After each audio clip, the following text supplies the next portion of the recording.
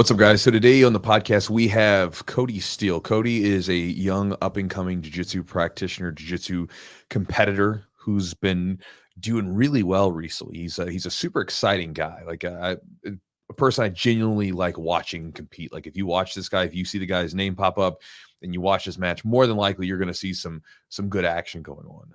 I still talk about it in the podcast, but he's a fun guy to watch if you haven't before.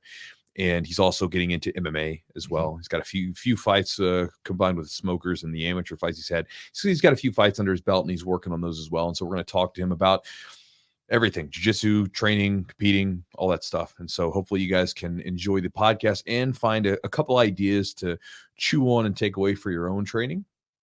Big thanks to our sponsors, as always. Charlotte's Web is one of our main sponsors. They've been with us for a long time now.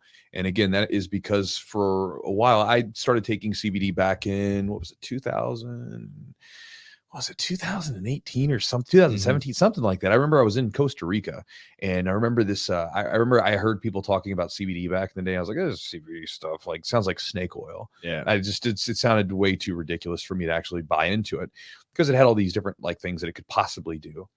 And I remember I was down in Costa Rica, and one of the guys gave me this balm on my knee. So I rubbed the knee balm on my knee, and like the next day I had like it improved, like, yeah, I guess it helped to reduce some of the inflammation, and I had like I felt better range of motion, and then essentially the pain that I had went away. I'm like, huh, that's interesting, because I forgot about it. Yeah. And I only realized afterwards it didn't hurt. And so then I got home and I found a local CBD place that was selling CBD, and I bought some and I would take it. And it was weird because I'm pretty in tune with my body. Sometimes I can tell things. I can tell differences and stuff. And I remember I would take it sometimes and I'd feel high. Legitimately, like I felt like I was high. Yeah, I felt like I ate an edible.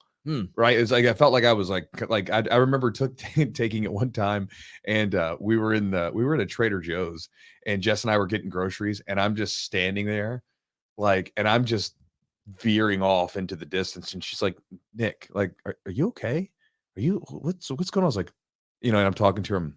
I'm fine. Super just mellow. And then other times I would take it, I didn't really feel much at all. And so there was this inconsistency about it that I didn't really care for. And I remember then we hooked up with Charlotte's Web, and we started taking their stuff, and I really liked it. And the big reason is because it was very consistent. I found that like because everybody's endocannabinoid system is different. And so everybody responds to this stuff a little bit differently, right? And just like any other medicine, right? We're all a little different. And so I started finding my dose, what is my right dose for me, for what I want it for, right?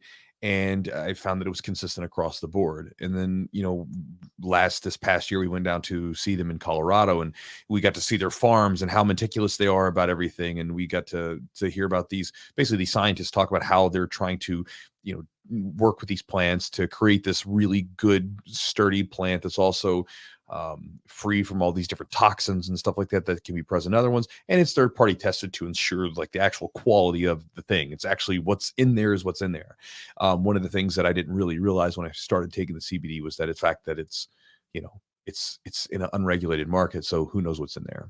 And so I share this with you guys because if you've ever wanted to try this stuff out and maybe you're kind of, I don't know, kind of on the fence about it, I encourage you to try it. I always encourage people to just try it for like a month. A lot of times in the gym, I'll hand out like samples and stuff to people and just try it. And then generally speaking, after they try it, they end up buying their own stuff, their own supply.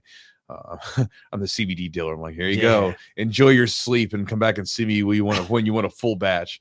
But I really like their stuff, and I really like Charlotte Web's stuff. And so if you guys want to check them out and give CBD a try, whether it's the oils, the gummies, the balms, or whatever it maybe has piqued your interest, you can go to their website at charlottesweb.com.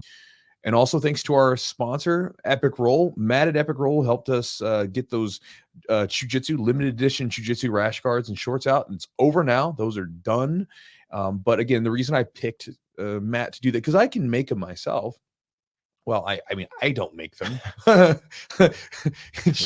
Chewsters in the back, so they're like sewing stuff together. Yeah, no, if you got a rash guard that was sewn by me, don't expect it to fit. Don't expect it to look like a rash guard at all. Don't expect. What is this sack I'm wearing? What is this thing? I thought I got this piece of Lycra. It's just stretchy, but it's and what is this? Is just wrap it around yourself and Velcro it. Probably wouldn't have a Jiu-Jitsu logo. It'd just be like a giant C on it. Just it's like I would get frustrated and just put C there because I have no artistic talent and I don't know how to sew. Although I take that back, I can sew a little bit. Like if I need a button, I can sew a button on.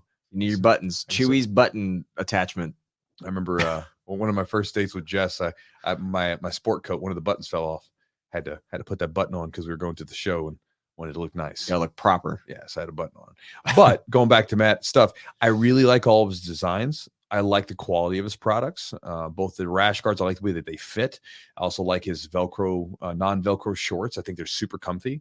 And so again, I wanted to offer those. It's something I really enjoyed. And this is the way that the Jiu-Jitsu business model works. I basically scratch my own itch. Right. Like I find stuff I really like and I'm like, hey, try this stuff out if you like it. I got a Hortal Origin gi, love their gi here. Try this out. You know, like with the Jiu-Jitsu gym itself, it's like, hey, I didn't have these opportunities that I wish I had here. I'm going to give them to you guys. You guys get this amazing gym and we can sponsor people for competitions and whatever, you know, and all this stuff. And so again, that's kind of the way that I do it. And so I put that stuff together and did it. And again, you missed out on if you didn't get them, if you missed out on the limited edition rash guards, you know, we'll have more in the future. But in the meantime, if you want to go to Matt's website and check out any of his other gears, it's all really good stuff. He's got everything from joggers and like t-shirts and apparel to rash guard shorts, gis, and like training gear. And everything looks good, good designs, good quality. You can check out at epicrollbjj.com. Promo code is Jiu-Jitsu. You'll save 15% on the order. Also, guys, if you are training jiu-jitsu and you would like a game plan for your jiu-jitsu style, if you would like some strategies on drilling, both open mat type drilling or drilling just during open training, because you'll actually hear Cody kind of talk about this when you're training with people of lesser skill. This is one of the ideas I talk about this in this book. It's like I consider it active drilling because there's passive drilling and there's active drilling and there's different stages of this, right? But active drilling is this idea where you can this is something I had to do as a black belt as well when I was training with a bunch of blue belts and white belts, where you have to find out how to basically drill techniques against an actively resistant opponent. And you got to be kind of intentional with it. But I talk about those strategies more in those books. And if you'd like to get both of them, you can get them for free by joining my Chew Crew email list. The email or the website is chewjitsu.net/join, JOIN. If you go there, you can pop in your email. You'll get my daily email that I send out. And then you'll also get the ebooks sent to you directly. And again, if for some reason you decide that you don't want to get the emails anymore, you can cancel the subscription at any point by one click of a button, but you get to keep the ebooks for free. And also, guys, if you want to join us, we're going to be doing something different soon. So with our Patreon content that we put on for the podcast, we put little extras from every guest that have been on the podcast. We always put some other content that we just throw out there from time to time, just different stuff. But there's always a podcast extra from whether it's Eugene and I, or if it's a guest in ours. And along with that, we're starting something new, where we're going to be putting in what we call the green room. So basically, if you guys are familiar with that idea, before a performer comes out and, you know, does like a comedy act or something, and afterwards, they'll typically have a green room where everybody's kind of hanging out with each other. Well, Eugene and I will be doing a green room with the Patreon members, where basically, if you guys actually want to chat live, you can do that. It will be there and we'll be hanging out, talking about some different stuff, and you can join into the chat and essentially hang out with us. And if you'd like to do that, you can go to our the website, patreon.com/the Jiu-Jitsu podcast. And to get the green room access, you'll see that there's 2 tiers. Get the upgraded tier. It's still very inexpensive, and you can get that, and then you can join us, and we'll be doing those green rooms once a month, and we'll give you a heads up about when they're going to happen. But I think it's going to be a fun time to basically, like, again, a lot of you guys listen and hang out. So if anybody has ever wanted to say, you know, I'd like to kind of like hang out and chat with that guy or chat with Eugene or whatever, this is your chance to do it. And you can do it by going to patreon.com/the Jiu-Jitsu podcast. And guys, with all that said, with all that out of the way, let's jump into this podcast with Cody and talk about some jiu-jitsu.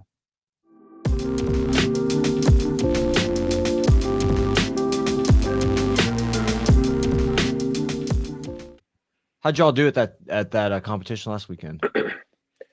We did good. We got second, but we almost won. It was honestly, it was up to me to do it, and I like just dropped the ball. I had to like fight this giant dude, and I was like, fuck. Like I was really trying to push. I needed to get the submission, but like he needed to just survive, Yeah. and he was like 200 some pounds, so I was just like fucking attacking him, and he was just running. It was tough, but we Yeah, it's almost kind of won. that's a tough position to be in where you got to push the pace and they just have to be kind of defensive. Yeah, it was tough, but it was good. Like we almost won. It was like I had like a MMA fighter, Adrian Perez or something. He was on my Hmm. team, and then I had Travis Took he's from Houston and black belt, and then we had Ricardo Evangelista. So it was just us, and then we were fighting against this LFA team, and it was like Lovato Jr., Hmm. Davi Ramos, Oh, uh, geez. Aries Farias, and then and then we had the UFC fighter Gregory something, and he was they were tough. If I submitted the Gregory guy, then we would have won. I was just trying to get him, but he was huge. So What was the format of that one? It was like I know uh it's like a team, but it was it was quintet style.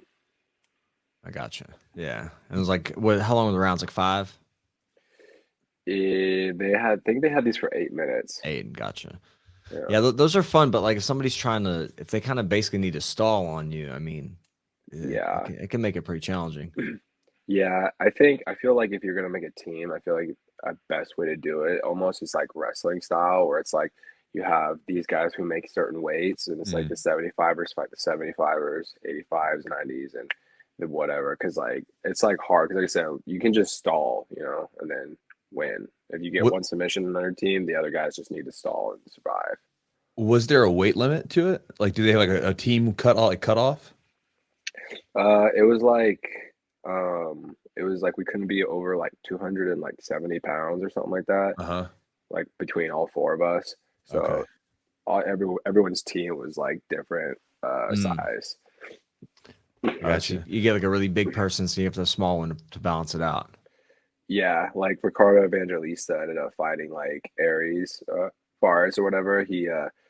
That guy's like maybe like 168 pounds, and then Yeah. Ricardo's like came in at 250 Yeah, pounds. he's a big dude. Jesus. Yeah. Do you you've competed in several different organizations. Is there a particular rule set that you prefer over others? Um, I I like I like sub only because I think it's fun. Like I just enjoy doing it. Mm, It's hard because like I'm not saying I'm good at submissions, but I wouldn't say I'm like a submission savvy like submission specialist. Like I know a couple good ones, but yeah. um, you have if you're really good at submissions, that's a good style. I like it because you can kind of just like flow and you just exchange positions and you're just hunting stuff. But I would say what's the most fun for me is like ADC rule set. I feel like I'm the best at that rule set, and it's just my favorite. It's fun to watch, and uh, it's just my type of style to fight in. Well, ADCC supports it's very favorable in the point system to wrestlers.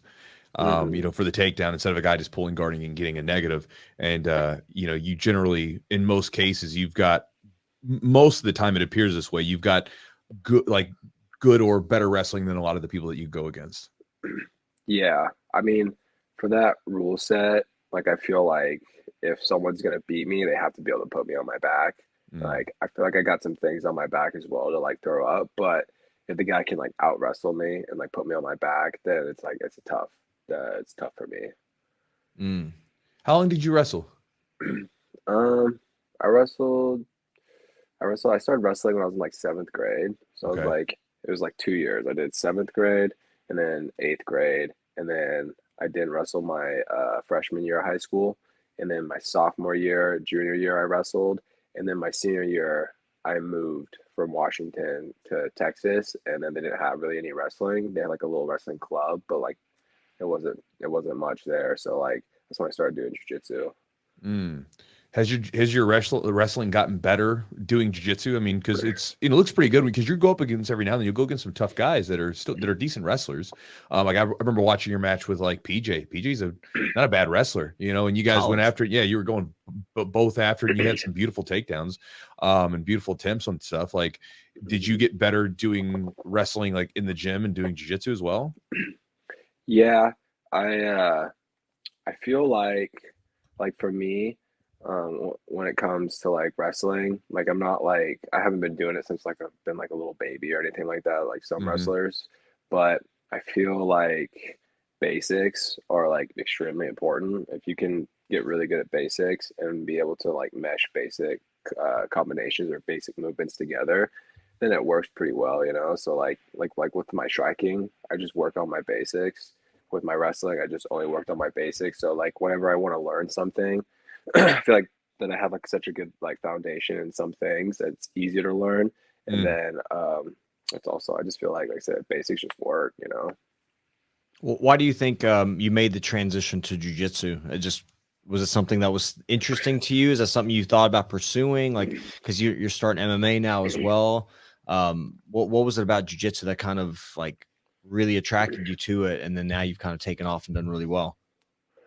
Um, I remember like I was in like high school and it was like maybe like yeah, it was like my junior year and where I was like I remember I was like on the wrestling mats and I was like, man, I'm getting closer to graduating high school. I have no idea what I want to do, but I kind of want to do something like this. So it's like where I'm Yeah. like I can stay in shape, I can kind of grapple and like wrestle, and I feel like it's just the best way to stay in shape. So I was like, I know that. That's all I know. And then I've always wanted to fight. Like I used to fight, in high school and middle school or just elementary school, whatever, like just all the time. But like I used to fight just because it was just kind of fun.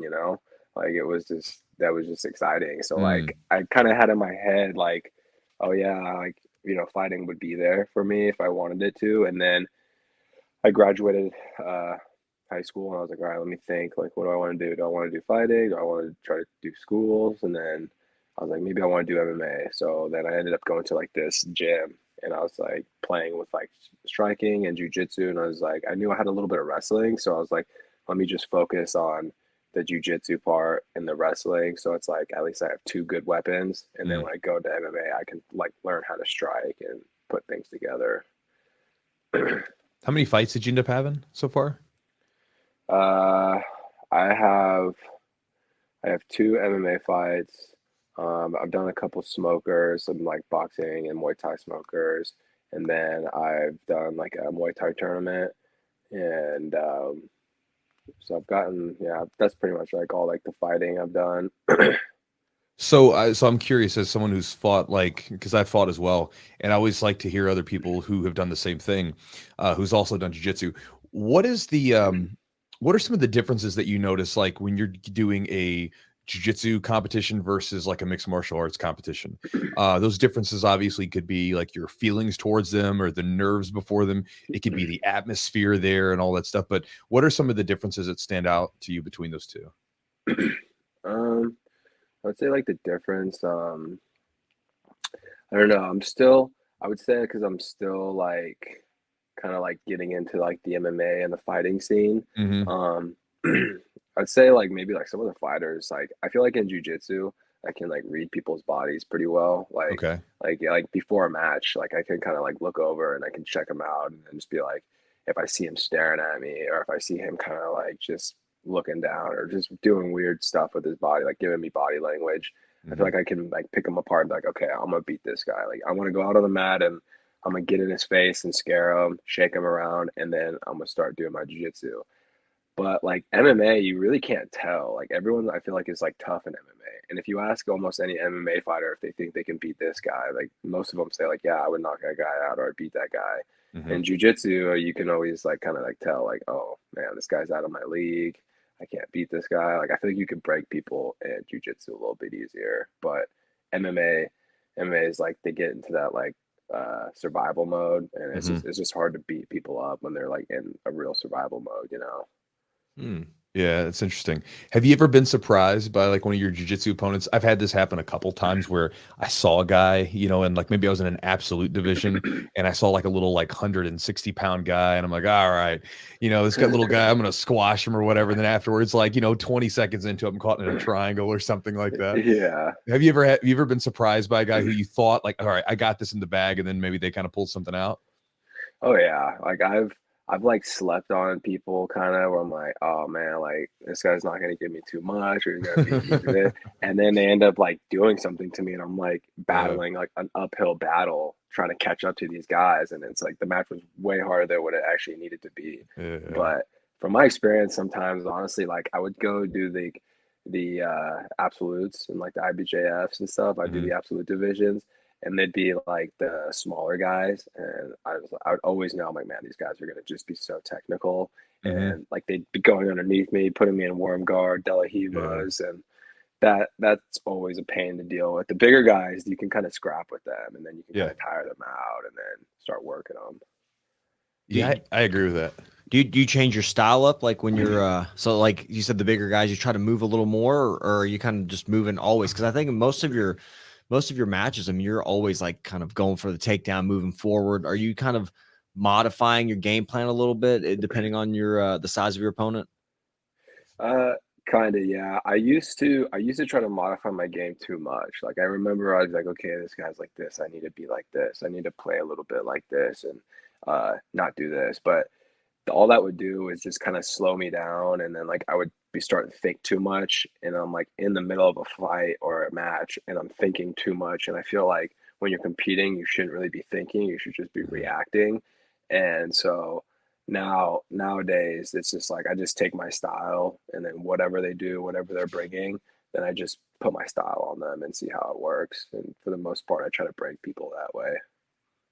When did that like transition happen for you? Can you pinpoint like a match or when like it happened? You can also talk about like maybe even some of these, you know, you compete against there's Lovato in some tournaments, big time name, right? Seeing some of these Mhm. people that you've kind of maybe looked up to or seen compete that have done some big things in jiu-jitsu.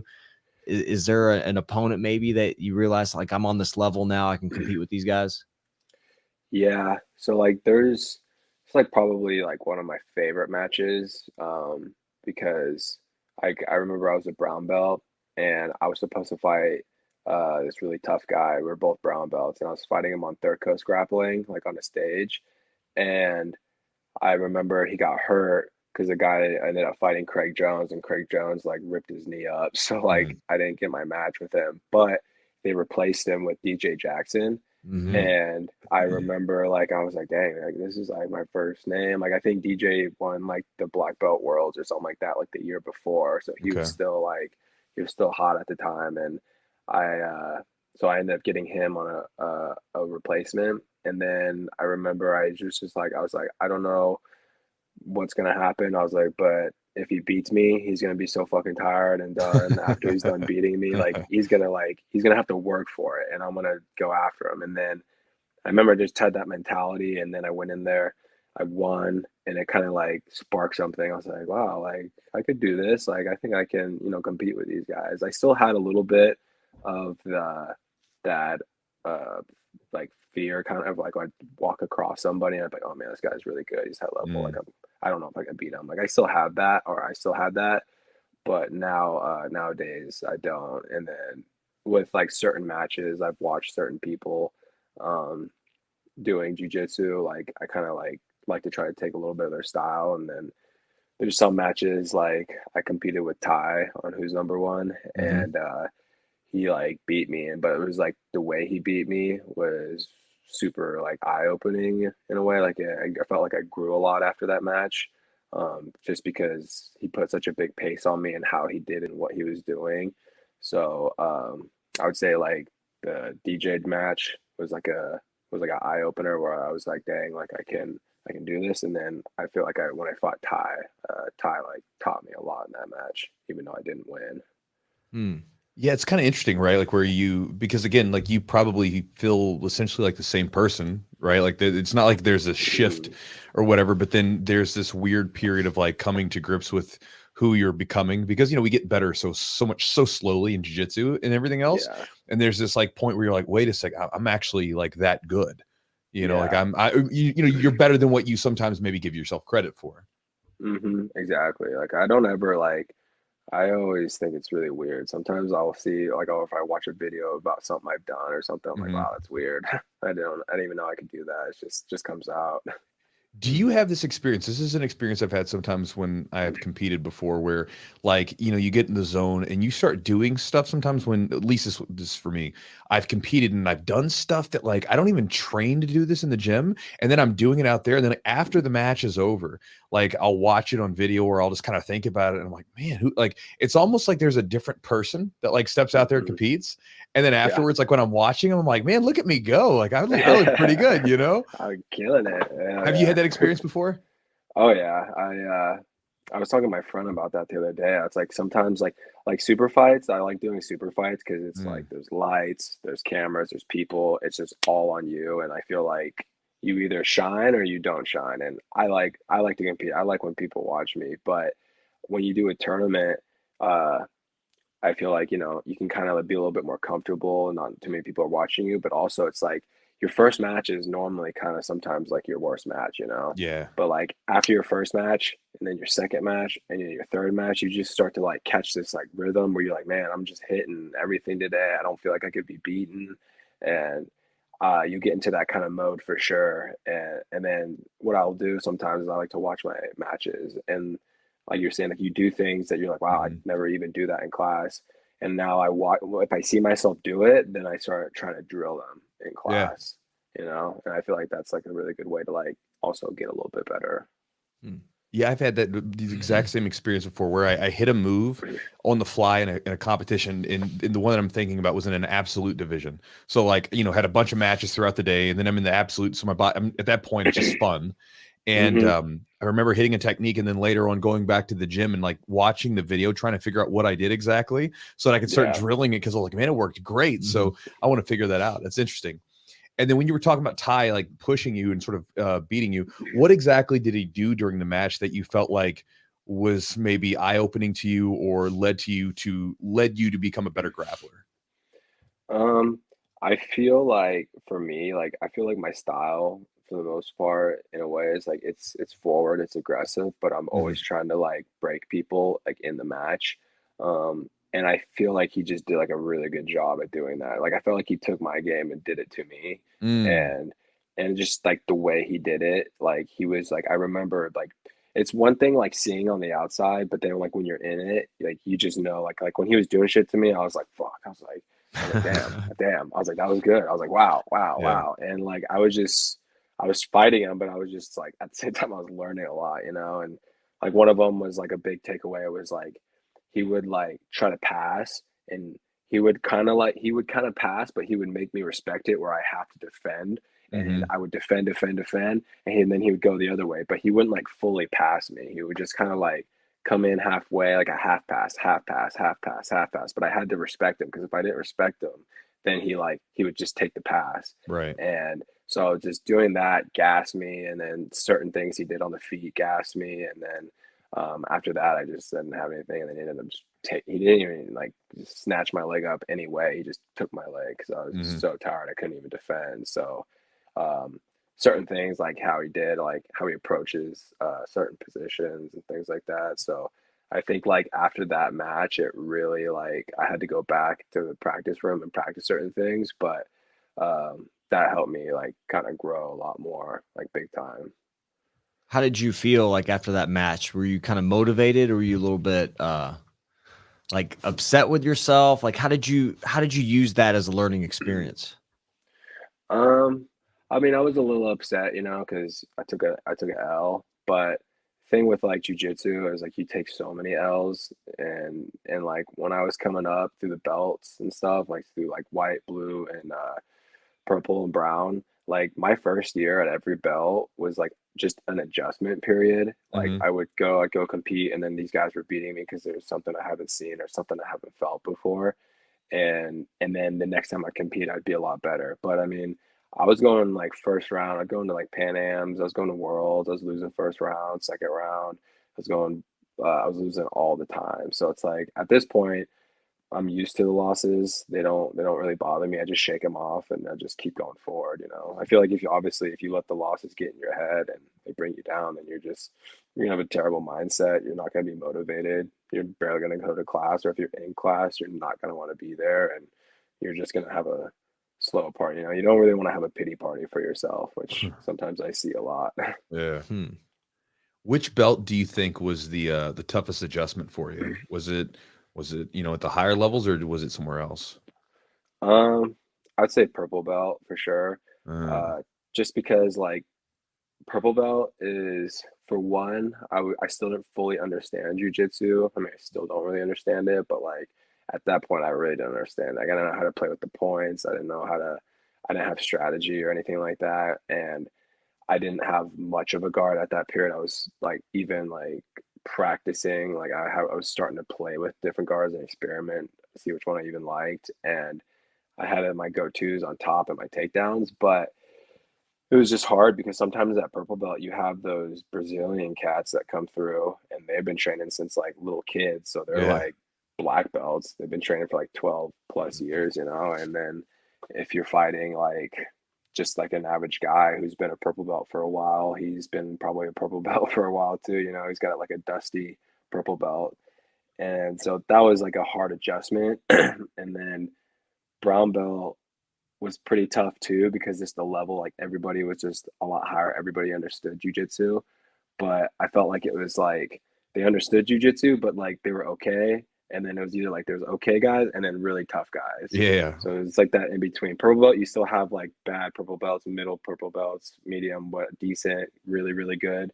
But there's just like a lot of purple belts. Brown belt, it starts to fall off. Your brackets start getting smaller because there's not like a lot of browns. Right. And then black belt, you're just fighting the toughest of the tough. How long did it take you to get your purple belts? Like after you started training jujitsu?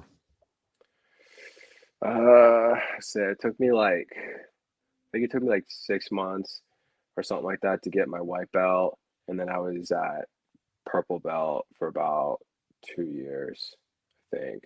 Okay, so it took you 6 months to get your blue belt, and then your purple belt around like 2 years. Yeah. Okay. All right. Yeah. Blue belt. Yeah. I was blue belt for like 2 years and then I went to Okay. purple belt. All right. That's fine. There's some similarities there. I got my purple belt. My coach gave it to me, and it was a little over 2 years. And I remember the same thing. Like I was scrappy, and I could get by on stuff. And a lot of times back Yeah. then, I was always in good shape, and so I could push people. And you do Mm-hmm. that as well. But I remember getting into purple belt. And tell me what you think about this. I felt like when I got in there, it was like I would go against these guys, and there were some dudes that were just I could beat still because I could take them down and pass their guard and stuff. But then there was some dudes in there in those divisions where they were like they had a section of their game that was like a black belt. The rest Yeah. of it would be whatever, but they would have this one part of their game that would just be super, super nasty. And I felt like I was Mm-hmm. rolling with a black belt as long as I was in that position. And I struggled at the purple belt a lot as well. Yeah. Yeah. Cause I remember like I was a blue belt and like they had the worlds going on. And so Mhm. I would go to California and stay out there for like 2 weeks. It was like a checkmat HQ camp. And like all these guys would come in from everywhere, like Brazil, Poland, and everywhere who does jujitsu that's from checkmat. And I remember like all the guys, like all the black belts and stuff, they'd always want to roll with me. They're like, "Oh yeah, little beast, yeah, come here," because I was just like a little blue belt, but I was like coming like hot, you Yeah. know. And so they'd always like rolling with me, but they would just fuck me up. Uh, and but it was like you said, you go into their games, like they're like black belt level games. You just walk right into their lassos, and then they would just sweep you, or you couldn't pass, and it's just a problem. But I think that's like the key is like you need to have something you're good at, you know. Because Mhm. at the time, purple belt, I was like, I still don't know what I'm doing. I'm just scrapping still. You kind of didn't have a definite, like didn't have a definite game like that was yours. You're still kind of trying to figure out what the style of jiu-jitsu you're going to play. Yeah, because like at the time, like I had good takedowns, I had like good passing, like back and forth passing, but I wasn't even aware that like I wouldn't even take people into my best game. Like I'd be like maybe I pull guard and then I pull guard and then play lasso and then I'm like I'd lose or I'd barely win when I could have just made it a lot easier if I just or I could have won the match if I just took the guy down and then just started trying to pass him and kept him into my best game. But I would always just do random stuff because I was like, I don't know. Who do you think maybe influenced your game? Is there anybody that, or maybe a couple people that really that you looked at or looked up to that really kind of influenced how you developed your game and what you built your game off of? Yeah, there's like a couple guys like for sure. Like I would say like Gary Tonin. He's like the way how he's just so flowy and goes from Mhm. position to position to position, and he's just so creative and he's super exciting and super unorthodox, and you never really know what he's gonna do. Yep. So like but he always keeps it going, always keeps it the pace high. So like I've always like looked at him as like one of like my favorite grapplers to watch. And then somebody like JT Torres is a huge one that I've watched a lot because he's so solid and his positioning is so solid where it's like he hits an arm drag, he hits a double leg, he does a pass, it's so tight, it's so fluid. It like everything, there's no mistakes in his positions and his jiu-jitsu moves. And then I would say someone like Hanato Kanuto is like someone I looked up to a lot too, just because is such a showman and he's Mhm. so like wild. He does like cartwheels, like capoeira type moves out there, and then but also his jiu-jitsu is super solid. So like like those three guys, I always watch and I still watch, and I'll even watch the old matches just to kind of like combine things. But like I try to combine those three guys and then have like my own style as well. Mhm. And all three of those dudes are also pretty entertaining. Oh yeah, yeah. I Yeah. love watching them. They're so much fun to watch.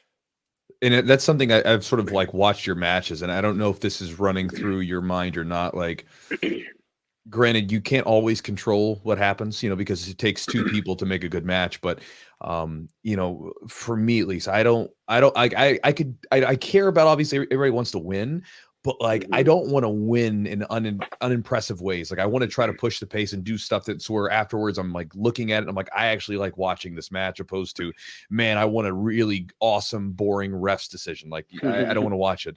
For you, like, do you want to be like obviously a skilled and you want to win, but is it just as important for you to be entertaining to watch? Yeah, for sure. Like it's way more important to me, some for the most part to like be entertaining. Like uh all of everyone like so most of the people like I can like mention, I'm like, if you say like who won the worlds at like Right. this division this year, like no most of the people about 90% are like, I have no idea. It's Right. because they won in such a boring fashion, whether it was sitting on their butt and playing 50-50 and lapel guard and stalling their way to victory. Like if that's the way you want to win, do it. That's cool, but I don't think it's going to do anything much for you. Like I know a lot of really, really good guys who don't have like the notoriety that they should Hmm. because all they do is they play to win and they're Right. super, super good. But it's just like if you have two guys scrapping at it and all that thing, like they're gonna remember both of those guys and you Hmm. both win. One's gonna get his hand raised, the other one's not, but they both win, and like I said, like with social media nowadays, that's how you up your stock and stuff by putting on good fights, giving people to like remember, who you Yeah. are when you're competing. I remember like the first time that I really took notice of like Gary Tonin was his match against Kron, right? Hmm. I mean, that match was like crazy. It was back and forth. It was a phenomenal Yeah. match, and everybody remembers it. And afterwards, you're like, I need to pay attention to this Mhm. dude who lost the match. But afterwards, like you Yeah. had to pay attention to him because of what happened. It wasn't boring at all. Yeah. Who's I'm he went against damn it, it was Polaris. Big dude. yeah. Paul Paul Harris. Harris, Polaris. yeah. Paul Yeah. Harris. That was like the match I Yeah. remember. That was one of my favorite matches of all time because there's back and Yeah. forth. And he was just Paul Harris was like just tearing everybody's He's legs so off. big. He's huge. It's insane. Like that's what I'm saying. It's crazy. I mean, that one guy, Sugar Show O'Malley.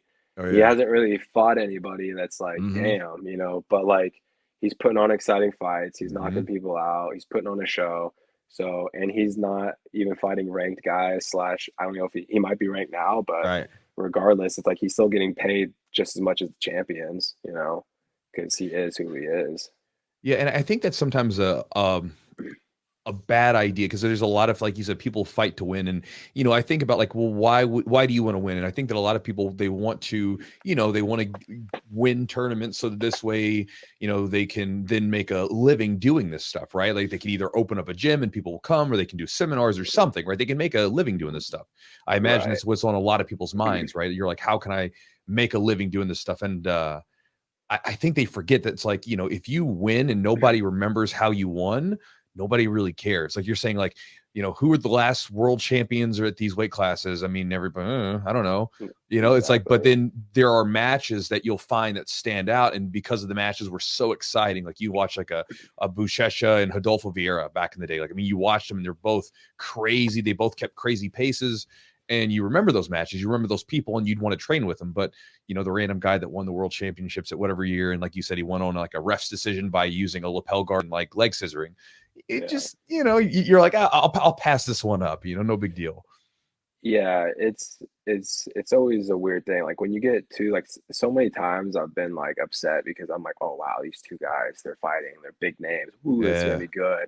And then they're like about to square up and they like shake hands, they bump, and it's like, damn, this is Double gonna be guard good. pull. And they double guard pull and just sit there. It's so boring. And I'm just like, damn, man, like this is terrible. And it's just they want to win so bad. Like I think people get confused. Like they just everyone's over here and they're all chasing the top of the podium when it's like there's some good stuff over here too, and it's like fighting, and they don't give up things. I mean, like for the most part, like sometimes I'll go into a match and yeah, the guy might get up on my back a little bit, but I'm gonna probably Granby out, and now we're gonna be scrambling and we're scrapping, and then now I'm in a better position anyways, instead of just sitting there and being too cautious, not like giving up one thing so you can take yours. And yeah, it's a crazy thing right now. Like there's not a lot of exciting people, but the ones that are, they stick out big time.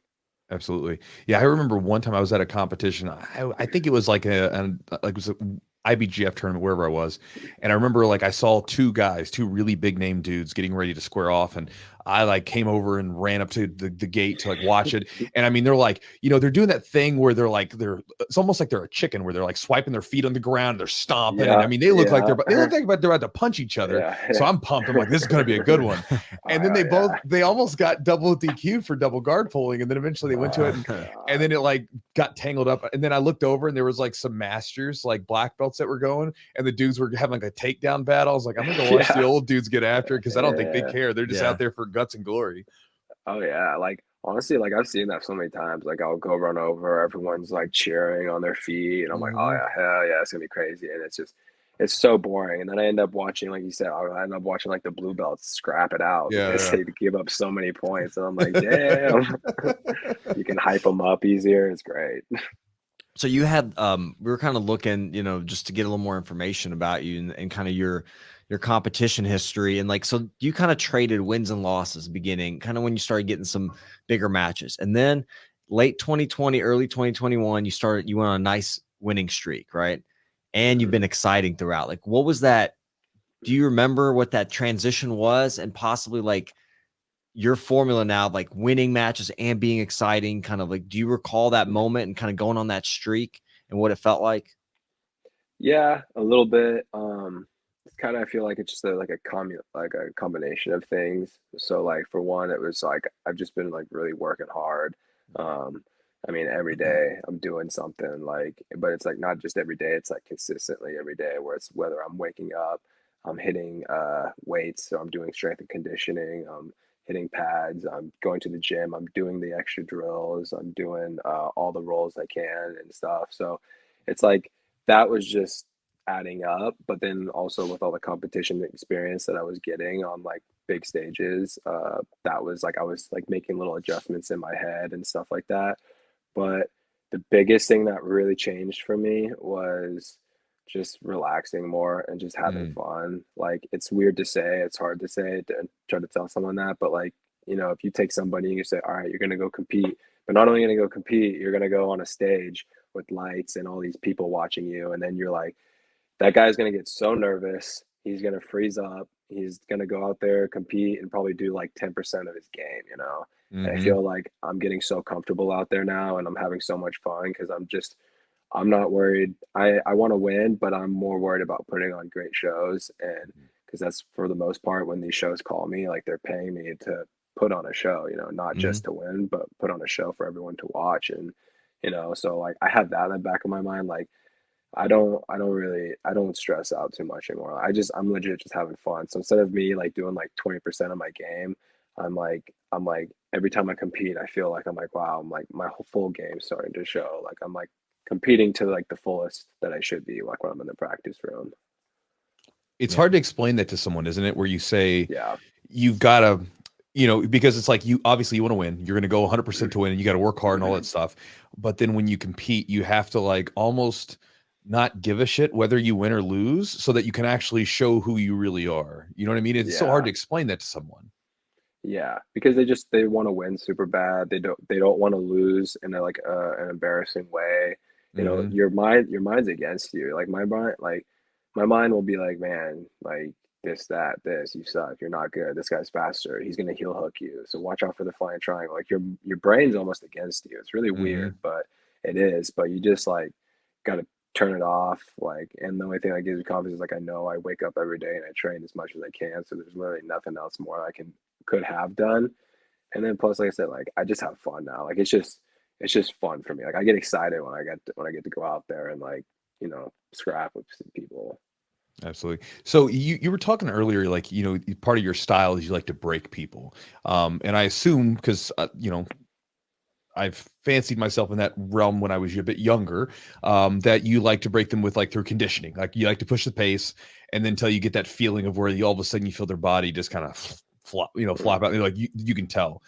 Mhm. So I assume that's what you're meaning, and assume that I'm correct on that. That you're breaking people with conditioning. What kind of stuff do you like to do? Obviously, there's jujitsu and there's rolling, but what kind of stuff do you like to do to sort of work your conditioning or work your body? Because you're a pretty fit dude. What do Mhm. you do to make that happen? Um, like I said, it comes with more just like the consistency of doing it every Hmm. day. But I think like sometimes like some people told me like, yeah, I mean you could do that, but if you want to get good cardio, you gotta do jujitsu. And it's like Hmm. that's true, but like when you get to a certain level in jujitsu and you're training with people, like you're not gonna train with like the toughest dogs in the room every day because every day like if you do that, you're gonna get in really competitive roles, which you're gonna jack your shoulder up, jam Hmm. your fingers. You're just gonna get little injuries that are gonna suck. And then if you're training with a lesser guy than that who you don't have to try as much with, then you're just using technique and you're not really using like that cardio. Hmm. So like I hit sleds, I hit the bike, I'll run I have like a assault bike, I have like a bicycle, I ride through the neighborhood. I hit hill sprints. So I'll hit bleachers, I'll do things like that that like make me almost want to throw up or die or I'm just like suffering and I'll just go to like a real deep place, like when I'm doing conditioning. And like once I hit that deep place, I start to like push a little bit further into it Hmm. and do a couple more reps and like really push it. Because you can't push yourself like that in jujitsu class sometimes. Like sometimes you can, but like it's tough. And then, like I said, if you're getting in those really tight like wars in the gym, then you're just gonna end up hurting yourself anyways. You know, like I feel like hitting the assault bike, Hmm. hitting some hill sprints, like you'll start to feel yourself die, but you can push yourself a little bit more. But you know you're not gonna like you said, you're not gonna tweak your neck, you're not gonna jack your back up or anything like that. So I'll just consistently I do like cardio, things like that. And I feel like it makes a big difference. For sure. And do you lift as well? I do. I used to lift a lot. I used to lift like a lot, but I recently have kind of like stopped lifting. I just do more kettlebells, Okay. rubber bands, and like parallel bars and stuff, just because I don't want to like get underneath a barbell and then like kind of start beefing out because my Mm, plan is to be fighting at 155. I And got you. every time I start lifting, I jump my weight will like start flying up. Got some good genetics. Just start pumping up. Yeah. Yeah, it sucks because I like lifting weights. It's like Yeah. I like getting a pump and I like curling or doing some back rows and stuff like that. But it's just not as beneficial for me as I want it to be. So I've like changed it up and things like Mm. that. What do you do for Plus, like recovery, like to keep your body, you know, together? Since you're training, probably are you training every day? Do you take days off, and like what are you kind of doing to keep your body together? Um, I have a place I go to, like, but it's more for like injuries. Like if I get some like real good like dingers or something on my shoulders or my knees or my neck, I go see this guy. He fixes me up. Without him, I wouldn't be able to train. But for myself, um, I like to do like ice bath is like pretty ultimate. I'll do some like sauna sessions. I go to this one place I do cryo machine, but I'll get massages. I would say the main things that help me is like ice bath, massage. Like I'll get a massage if something's jacked up, and then sleep. I just try to sleep as much as I can. Like I sleep like I can fall asleep whenever at any time. Like if I have like 30 minutes, I could just pass out and then wake up and go. Do you do the power naps in the middle of the day, or do you just take like Yeah. long naps? If I could take a long nap, I'll be like, hell yeah, I'll take a long nap. But I try not to go past 45. If I go past 45 minutes, I go into like that deep sleep. Yeah, And yeah. then I'm like, oh God, like that. I'm more tired now. So I'll try to do like power naps, like about 30 minutes, 40 minutes. But if I can't get them, I don't get them. But I try to shoot for naps. Yeah, I can feel like can feel it coming on sometimes where literally like my fiance, she like gets so angry at me because she can't fall asleep like that. But like all of a Yeah. sudden, you know, but after I get home from training and stuff like that, I all of a It's sudden easy. I Yeah. feel it, and I'm like I put my alarm on for like 25 minutes because I don't if I find if I go past 30, I feel terrible. I get up and I'm groggy. But if I do it Yeah. just somewhere around 20 to 25, I'll be asleep in just a couple minutes and I'll wake up and I feel like $1,000,000 for the rest of the day. Yep. It's nice. I love power naps. They're the best. This is a consistent thing. Like when we had JT Torres on the podcast, and he said the same thing. Like one of the things, like one of his little secrets was like taking naps, Sleeps, baby. and sleep for recovery. You know, which I think, I mean, it's huge. And you think about Was underappreciated too. it is, and it's like Yeah. you know, I ask you like, what do you do for recovery and all this stuff, and like you're doing things that are readily available to you that it doesn't cost anything, right? You don't have to go get. I'm not saying those other things are very important, but this is something like that you can Yeah. easily, anybody can do this. Anybody can afford to lay down and go to sleep. You know what I mean? For 30 minutes. Like, I think that's just an untapped resource in some ways. For sure. And it's like, like I would say, like I said, like the main things are like a lot of times I have to just do my own stuff, which is like so riding or like lacrosse ball or foam roller. I mean, if you do those, drink a lot of water. Like I drink like a gallon, at least a gallon a day.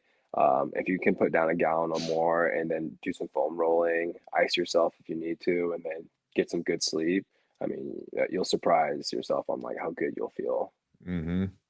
What like what's your training kind of regimen or your schedule like as far as like jujitsu goes? And because you're also, you know, fighting MMA, so how are you kind of balancing all these things together? Are you, when you do have a fight, you know, you kind of probably adjust things, you know, accordingly, but what's kind of your typical like training schedule look like? I have so like let's say like through the whole week, like I train about 2 to 3 times a day per se, and there's like certain days out of the week, like there's like Tuesday and Friday, like those two for sure. I might squeeze another one in if it depends how I'm feeling or if I'm like in a camp or something. But I have at least those 2 days where I'm like, this day I'm gonna go, I'm gonna empty the gas tank, and I'm gonna work. I'm not gonna give up too much. I'm just gonna work what I need to do, and then I'll do that. But the other days I train a lot, but when I'm training, like I'm training like maybe like 50, 60%. Like I'm really not training, like I'm not pushing the gas tank, I'm not doing anything. I'm just really focusing on getting out of bad positions and like working certain submissions that I'm trying to work. So like I'm very fluid, I'm very flowy. I'm not like getting in any gym wars or scrapping like that or anything. Like I'm super fluid. And so like that way my body's not so trash so I can train the next day and then train the next day. So like I train every day, but I just do very small consistencies of like medium light training. And then there's days where I'll just like I push it, you know. Because like that's why I said like if I was doing like barbell workouts and stuff like squats and heavy squats and things like that, like my body's too trash. Like I couldn't like recover and then train. So I do like kettlebells and parallettes because my body never gets so sore from that. Like I feel a little tender and like Mm-hmm. have like a little bit, but I'm not like, oh my God, like I'm drained or anything. And then you add jujitsu on top of that, then you're dead. Mm-hmm. But I have like where my living situation is now. Like I live with I have two roommates. My buddy Caleb, he trains jujitsu. He's a brown belt. And then my buddy Keaton, he's a brown belt too. And our house that we live in, like we have like a we have a garage. It's like decked out. We got weights, we got bikes, we got punching bags, we got speed bags, we got mirrors, and then inside we have like this it's like huge dining room area, I guess. I don't know what it is, but it's a huge room and it's just full of mats and all that. So so we literally just train all day. Like sometimes it'll be like 12 at night, 11:30, and we're like, yeah, yeah, and then we'll be we'll be talking about position, and all of a sudden we're like scrapping, we're fighting in at like 12 or 1 in the morning. Mm-hmm. It's crazy. Is that pretty helpful? Probably. I mean, is that like one of those things where it's like a unique benefit to your training? Like you found that that's maybe even like, and it gives you an advantage in some aspects. Yeah, maybe, yeah. Because I don't know, we're just always in there. Like that's probably like our favorite room. Like we have like a little basketball hoop in there. We so we'll literally be shooting the shit. The only thing we're getting is like a TV in there soon, so like we can like watch TV in there. So it's like we're at least laying on the mats. But we always like if we're just hanging out and chilling, we have like fights on the TV. So if we see something or we're watching something, we just drill it. We'll play with it, and then we end up Mm-hmm. fighting. It's crazy. Mm. What are you working on right now? Is there any if it's something you're trying to keep a secret, that's fine. But like, is there anything specifically in your game that you're trying to that you think is going to help you kind of break through? Like maybe get win the ADCC trials. Like, is there something you're looking to work on? Right now, I'm kind of working on like a lot of things. For one, I'm like consistently always working on my leg locks, like all the time. I'm always working on leg locks. It's getting better. It's just like if I were to do like a tournament and I did leg locks, I think I could snag some leg locks. But like for the most part, every time I'm fighting somebody, it's like a super high level guy, Mhm. and those guys are really hard to leg lock. So you almost have to be like a specialist, you know. But I got it in my pocket. I'm ready to use it. But Mm. when I do, I'm getting it more ready. Like I'm kind of prepping everything for like MMA now. So like ADCs and stuff for sure. I have my things. Like I got my wrestling. I'm always working my wrestling and things like that. But for like MMA purposes, I'm working my leg locks and I'm working my front headlock chokes and back takes and things like that. Nice. Going back to what you were talking about rolling earlier, because I think it's a smart idea for people to do to sort of undulate the training intensity, opposed to Mhm. coming in every day and just beating the hell out of your body and then whatever. I'm curious, what do you think the advantages of say like the harder rolls?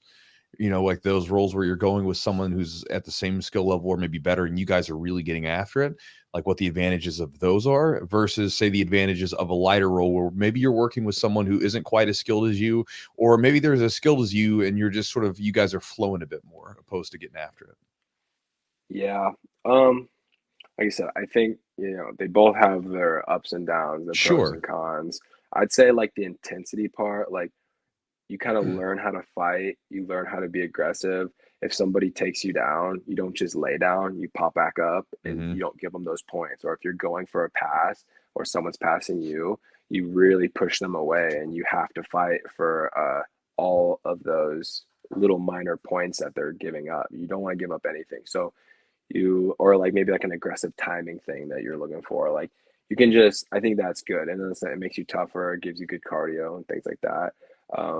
But I feel like you will learn more if you like let up off the gas pedal a little bit. Mm. So it's like when I used to think back in the day when I was like a white belt, blue belt, purple belt, I was like, man, like I need to move to California. I need to train jujitsu with these guys because there's so many good guys in the room and it would just be so good. And It's like the Mecca. I don't exactly like I was Hmm. like, I need to do that. If I want to make this my career, that's what I got to do. But like I didn't end up going. I just stayed back and trained with my teammates and things like that. And it was just way better because I feel like say like if at the time, like if I went to like a Atos, say, and there's just so many world champions and there's so many good people, I would roll with all of these world champions. I would roll with all these good guys and they would probably just beat the hell out of me. So like I would be too scared to even attempt, try to do anything except Hmm. defend myself, you know? So then you don't really get to figure out what your game is, or you don't get to like practice your breaking mechanics. You don't get to practice any of that. So if you come back and you train with guys who are like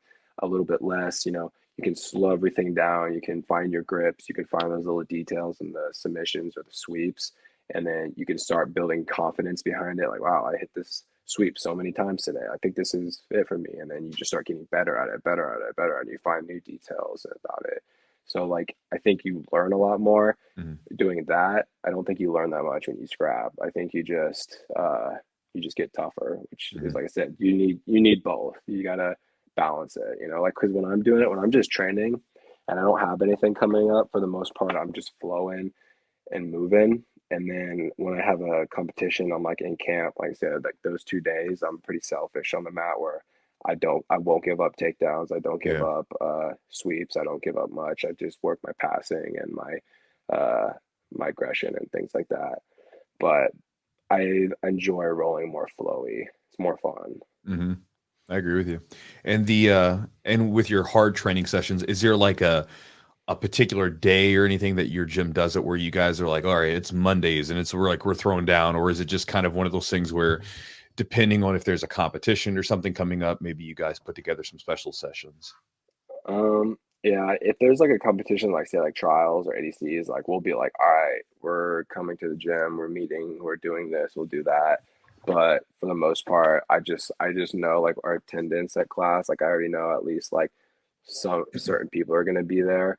And so like I'll be like, all right, I'm gonna roll this guy, this guy, and this guy, and I'm just gonna go at them, So nothing like too specific. But when we get specific, we'll like do certain type of trainings, and we'll have like a certain group. But yeah, the days that I'll go hard, I'll just go do class like normal, and I just roll a lot harder and pick my partners.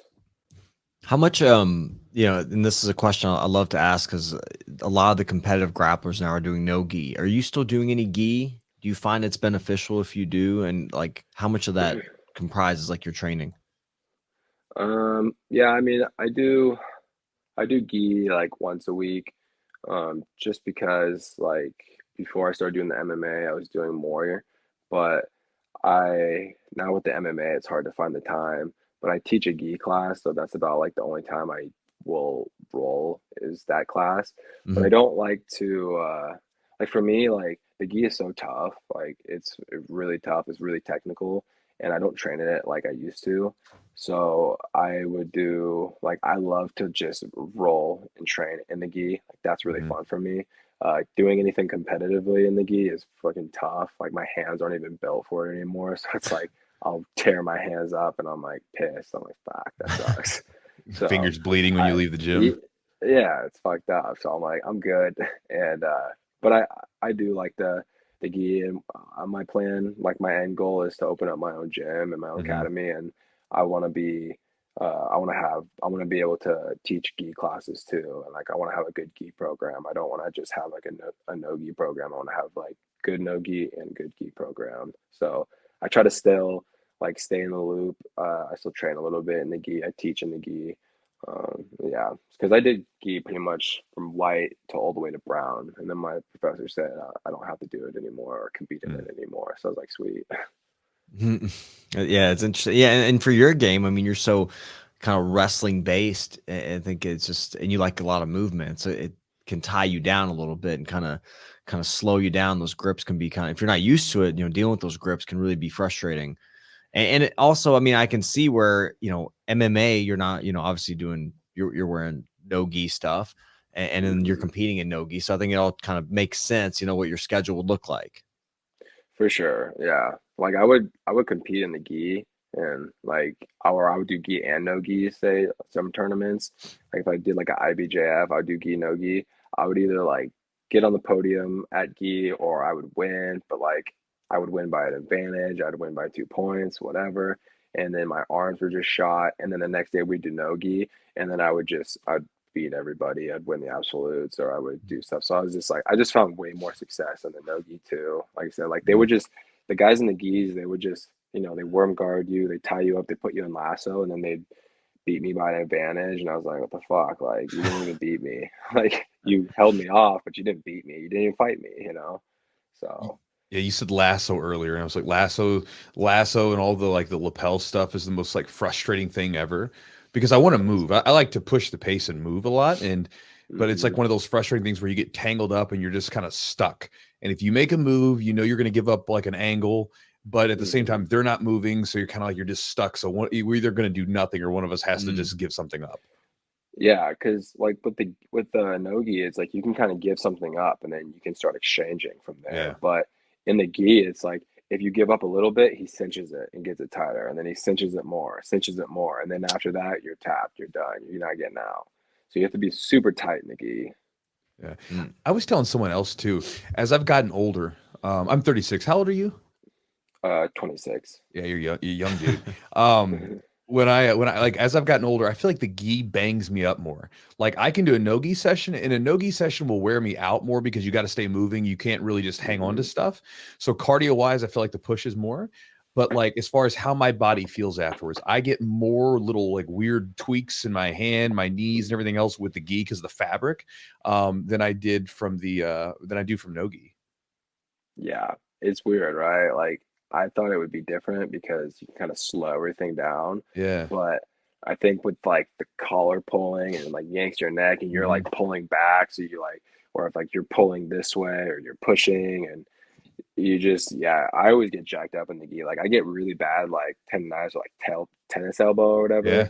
in my both my arms. Like if I every time I get ready for a gi tournament, my elbows would be trashed, and then I started doing more no gi, and all of a sudden my elbows started feeling way better. So like that would hurt, my shoulders would hurt.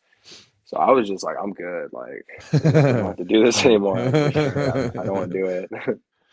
Yeah, I wanted to, I actually saw, I think it was your second amateur fight and your MMA fight. And it was funny, like you knocked the guy out, like you put him out completely. It was what was your game plan going in? I know you've only had a couple fights, but like what's your game plan going into MMA? Are you trying to take people down like that you're fighting, or are you trying to test your hands a little bit? Um, I wanted to do like a little bit of both. Um, it's like when I did like I just for right now I'm just trying to get comfortable.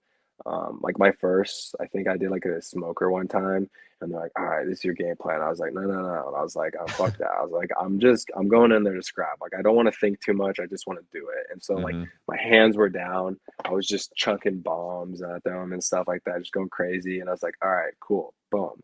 I learned a lot, and then I ended up doing like a tournament and same thing, like every fight in the tournament of every day, like I was like learning a lot. And I was like, my hands were down. All right, my next fight, I had my hands up. And then I was like not throwing enough jabs. And then the next one, I was throwing jabs and controlling the distance. And then my fight after that, I just started putting everything together.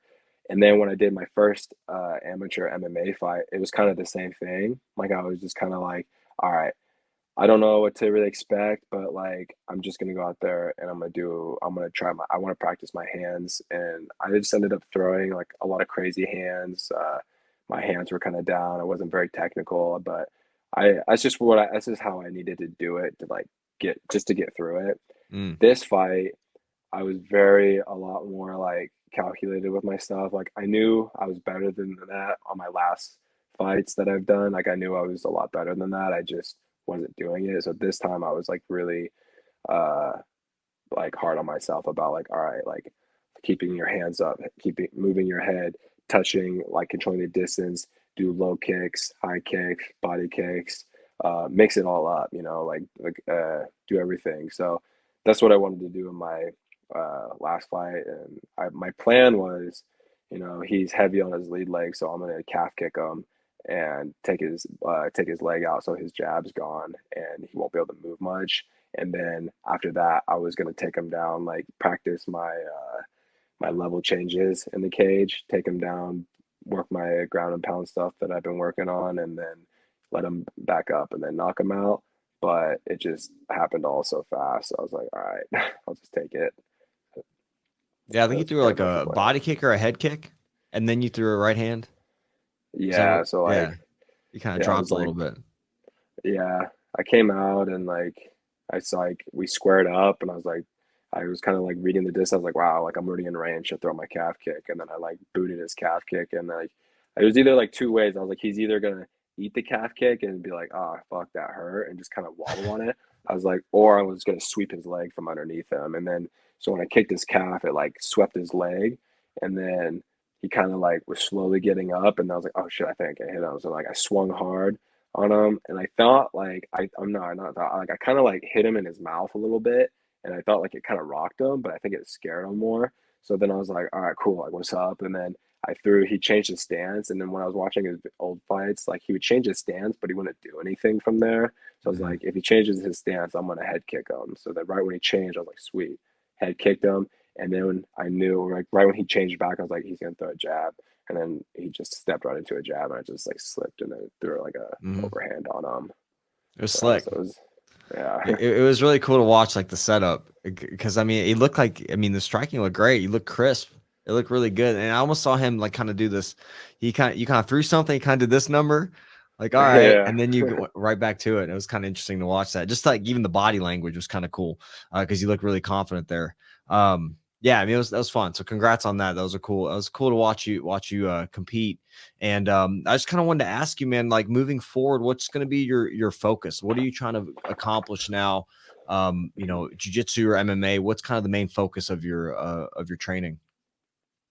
Right now I'm just training. I'm getting trying to get better as much as I can. I'm gonna be doing I'm gonna be going over to some guys' places. I'm gonna go see James Krause and his team, and I'm just gonna stay out there for like a couple weeks for this fight camp and just train with some guys, learn like some good MMA, and like I just go somewhere where it's like every day it's like classes, MMA class. It's not just jiu-jitsu class. We're doing MMA, so I think that's gonna help a lot. So I'm like super excited for that. And then the manager that I'm working with, like he's got me all booked up right now. So like I got a lot of fights, MMA fights planned for this year. I'm gonna Nice. try to shoot for at least like 4, hopefully 5, depending how they go. But like definitely I'll be heavy on the MMA fighting, and then in between those things, I'll be doing probably some like jujitsu super fights, like who's number one or something, and then hopefully win the trials at ADCs, and then go to the big show and compete at the big ADCs. That's my plan. Nice. And you're fighting at, you said 55? Yeah. So this next fight I have in February, it'll be like my pro debut. It'll be at 170. Okay. And then the next fight, I'm fighting for the Fury promotion. They want to just slowly bring me down. So like I'm gonna do a catch weight at 65. Okay. And then 60, and then my last fight will be at 55. And hopefully that'll be like towards the end of the year. And then I'll just be taking all of 55 fights. Where are you at right now, weight wise? Right now, I'm pretty heavy right now because I've been finally just like eating a lot. Yeah. Just enjoying yourself. It's Christmas time, bro. Right? It's getting close to it. Yeah. So I'm probably about like 180, like 2 right now. Okay. But normally when I'm on my diet and I'm working Yeah. out a lot more, I'm probably like 177, 76. Okay. Yeah. That's reasonable then. The weight cut, the 70-pound weight cut won't be anything. The 55 one, that'll be the test. The doozy. Yeah, I'm not excited about it, but I think I can do it. Like I made 170 a bunch at this end of the year. So, and it was every time it was just like easy. And the last time I did for this last MMA fight, I weighed in at like 168.1 or 0.2, like something super small. And like my face wasn't depleted. Like I felt totally fine. So I was like, I definitely could make 55. Like it wouldn't be fun, but I can definitely make it.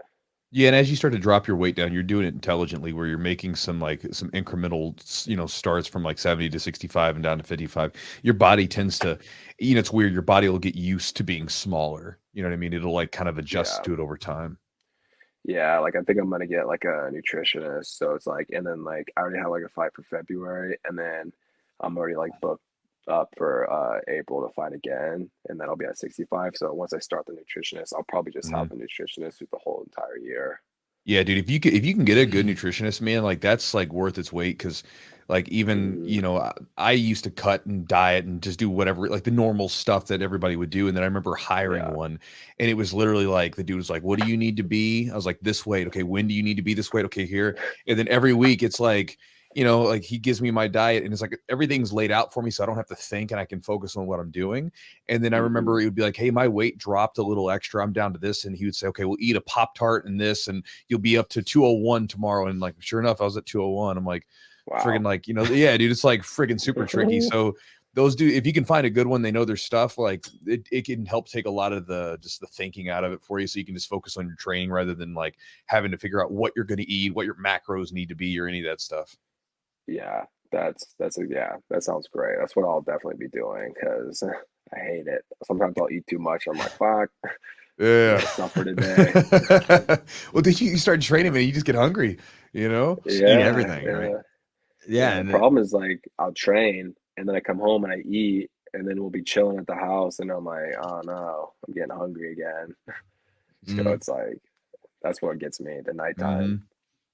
Yeah, it's always like, you're like, oh, you're relaxing, you want something to eat. It's kind of, I don't know if it's till you get old, bro. Then you just go to sleep early. Man, I'm older than you are. What are you talking about? I'm old as shit. You guys are still, well, you're not that much younger than me. You're way younger than me, man. I'm 38 and I started jiu-jitsu when I was like 25 or 26. So damn. Yeah. So it's cool. Yeah, so you guys starting out now like 17 or you know, we got people starting at like, you know, God, 8, 9. When did the Rotolo brothers start? Like 4, 3? Yeah, they were like, shit. They were young and they were like homeschooled. Is perfect for them. Yeah, and like a training partner right there. Speaking of which, do your roommates, do they train like are they like competing and stuff too, or do they just kind of train? One used to, he used to compete, like not like at like a just level thing. He would just go to IBJFs, like he competed through. It's funny because we actually fought each other one time, like on a super fight show. So I make fun of him all the time because I knee bottom. Knee bottom. Yeah. You can't knee bottom. Yeah. So like I got him, and then but he still like trains, like, because like we trained, like I think like, I don't know, a good handful of times this last week. And like if he's not at the gym training, like we end up scrapping here at the house. Nice. So like we're always fighting. And then my other buddy, he competes. He did his first MMA fight too. He wasn't expecting it because he like has never done any smokers or anything like that. And the dude like comes out and like hits him with this fucking forearm right on the nose, like the first like 2 seconds. So it just kind of like scared him. So like he lost by decision, but he just kind of froze up out there. But he's good, and his jiu-jitsu is really solid. He's a brown belt. He's really good. He like won the fight to win title nice. a month or so ago. So yeah, he's good to have as a partner. Yeah, I had a few buddies that we used to all live. There was three of us total. So it was me and my 2 buddies. We all lived together at one point. It was kind of the same thing where we had a room down in the basement with like weights and everything else. And we had a pretty good sized mat room set up, and you know, like it snows up here sometimes, so we would get some snow, and we like sometimes it like everything would be shut down in the city. We'd just like train in the basement, or if we had, you know, stuff coming up, we would be like doing a bunch of drills and stuff like that. Some of my best memories were from that kind of living situation. So I'm sure it's fun. Yeah, it's so much fun. It's like hilarious. So where are you? What's your gym? It's in Texas, correct? Where do you train at?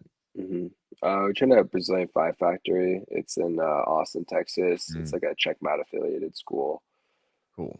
And if people kind of want to get a hold of you, man, and see what you're up to, where can they best do that? Find out kind of what you're up to and kind of where you're competing and all that. Instagram definitely is the best. You know, I'm always like posting at least on my story and stuff, giving information out, or I'm somewhat active with the posts. But yeah, Instagram is the best way to get a hold. Things like Kody_Steele BJJ. Yeah, I'll tag. I don't know what off the top, but man, Chew, you got anything, man? No, it's good, man. Thanks for being on the show, bro. Yeah, thanks, dude. It's awesome, man. Best of luck. Yeah, you know, like we talked about, like having performances stand out. There's an ADCC that like really where you suplex the guy like 3 or 4 times in a row. I was like, holy shit! And then you and PJ had just a scrap, man. It's such a fun match. So like, man, you always go out there and you just like you put on the line. It's fun to watch, man. So appreciate that. Yeah, man, I appreciate you guys. Yeah, it's just fun. Like I said, just I'm out there just having too much fun. That's Yeah. good. It shows, man. Because I mean, your performances show it, and wish you all the best, dude. Appreciate it. Thank you. All right, brother. Later, bro. All right, guys. So that is the podcast. That was the podcast with Kody. Had a good time. Super, super cool young guy.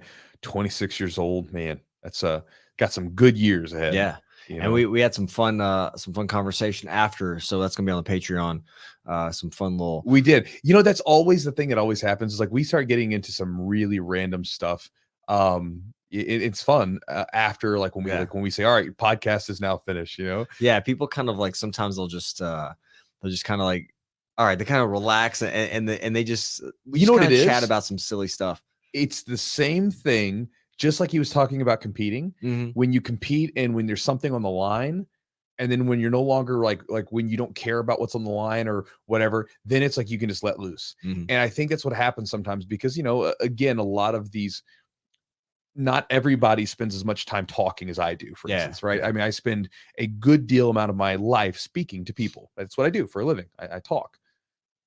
How lucky. That's true. Yeah, I mean, it's pretty much, I always thought that was super interesting. Like Henry Rollins, I think it was talking about doing these like these speaking things that he would do. And I'd be like, man, that'd be such a cool thing to be able to speak and get paid for it. I'm like, I speak and get paid for it. It's kind of a cool thing. Yeah, it is. Yeah, it's interesting. It's a neat thing. But that said, most people do not do that. And so again, it's like competing. If you don't compete regularly, Absolutely. it's a little bit more difficult to let that loose. Now, granted, he definitely was not like he was fun to chat with. Like he wasn't like, I'm not talking about Kody was like, hello, and giving us like one word answers. He was a blast to talk to. Yeah, it was great. But then there's a certain level of like let loose. It's almost like competing in like your main division, and then later on you compete in the absolute. Mhm. The absolute doesn't even matter anymore, so you just kind of like screw off. It was kind of like that. So if you guys want to check out that second chunk of conversation that we had with Kody after the lights were off, so to speak, you can go to patreon.com/the Jiu-Jitsu podcast and you get access to it. Also remember that we're doing the green room coming up. So once a month, we're going to do sort of a green room session where you guys can hang out with Eugene and I. We'll be talking about God knows what, because that's what we do. So basically you can hang out with us. Stuff. Lots of random stuff. So we'll be hanging out and chatting, doing who knows what, whatever. And if you guys want to hang out with us and chat, you will have a chance to do that. And so when you go to patreon.com/the Jiu-Jitsu podcast, you'll have two tiers. The first tier will give you all the podcast extras and all the content that we place up there. The second tier will give you all of that. Plus you will get access to the green room sessions. And again, we'll give you a heads up of when those are going to be, so you can try to join us and join in for the conversation that we'll be having.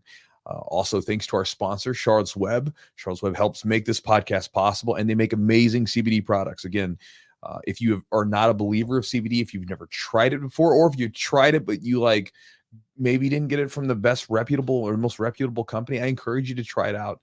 It's something I share with my students. It's something that I use for myself, and it's something that's made a big difference in my ability to train. Again, there's a lot of things because it's in an unregulated market that you can and cannot say. But as far as my supplementation routine, and especially for we talked about recovery earlier and things like, it's one of the things that I include in that supplementation routine, and I find it very, very important. And I've gone off of it and on it, and I feel a big difference when I'm on it, and I like that. And again, so it's a really good product. And Charlotte's Web is one of the best companies out there for this stuff. They're the ones that are out, like whenever they do regulate this stuff, which will eventually happen, they will be in a perfect situation because they already do all the third-party testing, all the stringent stuff that's necessary for it to be. Whereas a lot of companies are going to go goodbye because they won't be able to keep up, because right now they're, again, who knows what's in those bottles of stuff. So again, if you want to check them out, go to charlottesweb.com. Also, big thanks to Matt at Epic Roll. Again, we just finished up just a little bit ago the limited edition Jiu-Jitsu rash guards that we put together. And again, one of the big reasons why I chose to partner up with Matt's company is I really like, first off, I like Matt's a cool dude. He's a jiu-jitsu practitioner making gear for jiu-jitsu practitioners. But I also really like all this stuff, from the designs to the quality of it. I like all of it. And so for me, very much so, with everything that I do is kind of a way to scratch my own itch. If you missed the first half of this podcast when I was talking about it, for instance, if I find a technique, then and it works really well. And I'm like, this is so good. I'm going to take it to my students. I'm like, hey guys, you guys got to learn this thing because it's really good.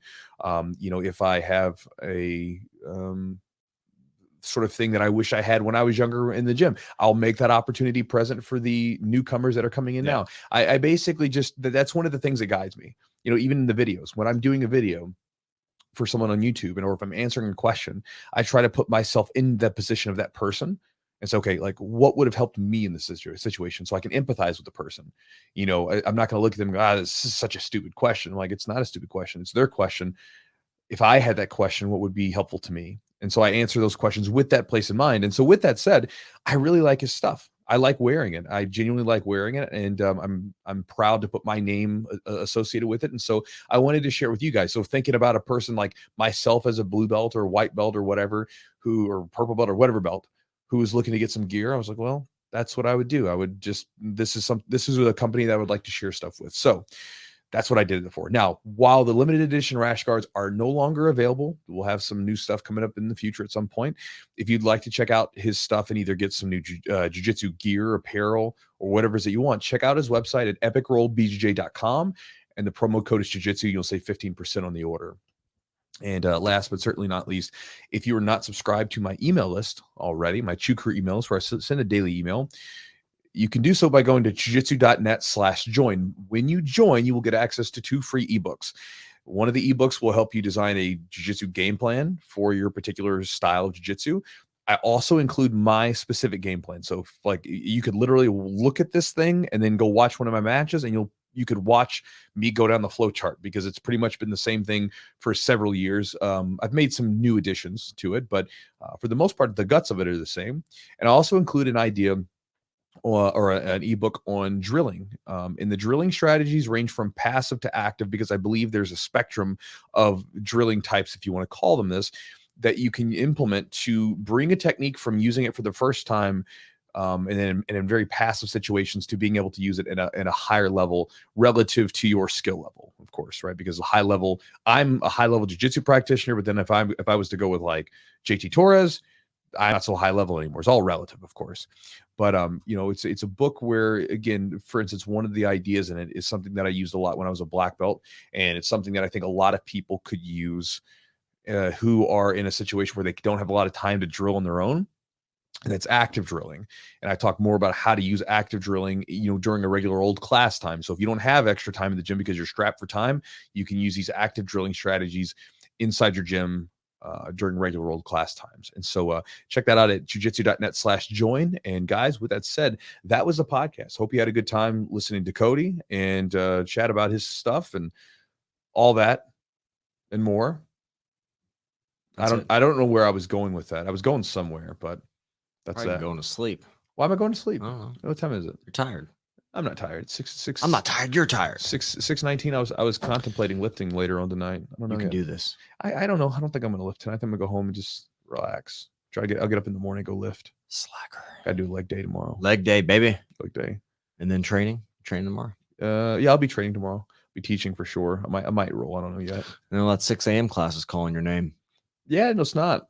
Okay. Well, I would like to do it, but then if it's like if I got to be up late doing stuff, I hear you. And it's cool. It's cool. Like I've realized that having these various times, and also how you perform at different times of the day, like that's huge. Like I've like my favorite. I feel the best, honestly, Saturdays around around 11 a.m. to noon. Mm-hmm. Yeah, I feel good best time because I'm like, ooh, I feel fresh. I don't feel tired. And my brain doesn't feel as tired. I feel more ready to go. Well, sure. Because like when you come in, when you're at like that, and I've seen this as a coach, like where people in the morning, I don't have to make as many corrections because their minds are fresh. Like, you know, because for the most part, all the morning crew, we're all getting up, you know, and we just had our first cup of coffee. We're all just kind of hanging out. We're all super chatty. And then later nights, they're still chatty. We're still talking and stuff, but you can tell there's a different environment. It's a little bit more, you can tell that like life has had its way with us for a little bit for the day. You know what I mean? Now you're like, all right, we're training now. You may not be as peppy. You may not be as energetic, but you're ready to go and you're still excited to be there, but it's just different. Yeah. I like the way I feel. Like I like 6 a.m. class. And my body's got has gotten accustomed to it.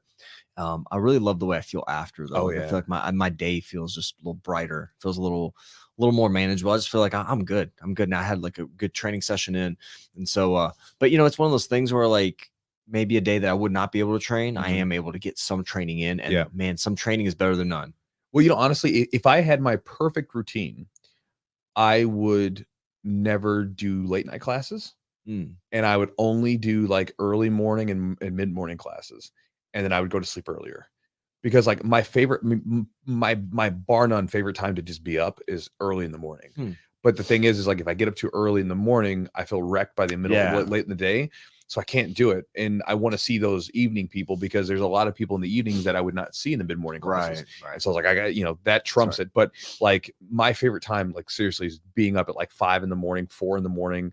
And like, cause I first off, I get a bunch of work done. I can lift weights, train, whatever, you know, and then like nobody else is up. Yeah. So the world's quiet. A little too early for me. I love it. Well, like 5 o'clock, 6 o'clock. 4 is it's pushing it. It's more like 5 to 6:30. Like that's like like a little sweet spot. Like that's where I really like getting up because you get up and like nobody's up. It's like the world's quiet. There's just no distraction. Yeah. It's a beautiful time. And then like you lift weights or you go train and then you're done. And then everything starts up. And you're like, I've already done for the day as far as what I wanted to get done for me. Now I'm ready to give myself away to everybody else. Like I said, the only problem is that if I've got to be up till like 8 or 9 o'clock at night, you know, finishing up with training sessions, it's not conducive where I'm up at like 5 a.m. So it is what it is, but it's a good time. So anyway, guys, that is the podcast. Thank you guys for joining us. We'll see you next week.